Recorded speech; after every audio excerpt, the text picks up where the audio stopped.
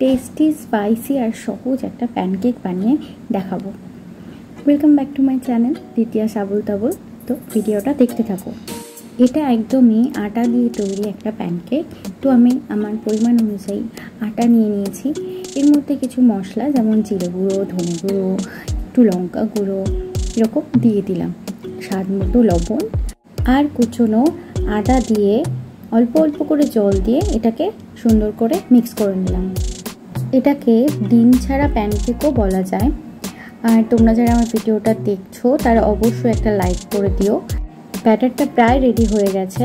এর মধ্যে 1 teaspoon baking soda দিলাম আর দিলাম সামান্য একটু চিনি, যেটা স্বাদটাকে ব্যালেন্স করবে। এখানে যারা আমার ভিডিওটাকে দেখছো তারা যদি আমার চ্যানেলটাকে সাবস্ক্রাইব না করে দেখো তাহলে আমার চ্যানেলটাকে সাবস্ক্রাইব করে বেল আইকনটা ক্লিক করে দাও। আর যারা পুরনো বন্ধু তারা অবশ্যই ভিডিও শেষে কমেন্ট করো। আর আমার ভিডিও ভালো লাগলে অবশ্যই শেয়ার করে দিও। 5 থেকে 10 মিনিট আমি ব্যাটারটাকে রেখে দিয়েছিলাম।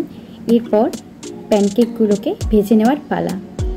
প্যানকেকগুলোর ওপরে কুচনো লঙ্কা আর টমেটো ছড়িয়ে দিলাম।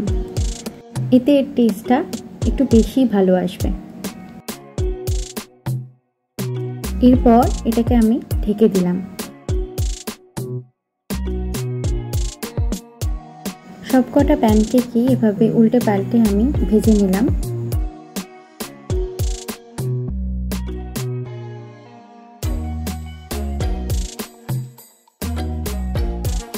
প্রত্যেকবারেই কিন্তু আমি খুব অল্প পরিমাণে তেল এখানে ব্যবহার করেছি। ব্যাস, আমার প্যানকেক রেডি হয়ে গেছে। দেখে কেমন লাগছে সেটা কমেন্ট করে অবশ্যই বলো। খেতে তো দারুণ হয়েছিল। টাটা।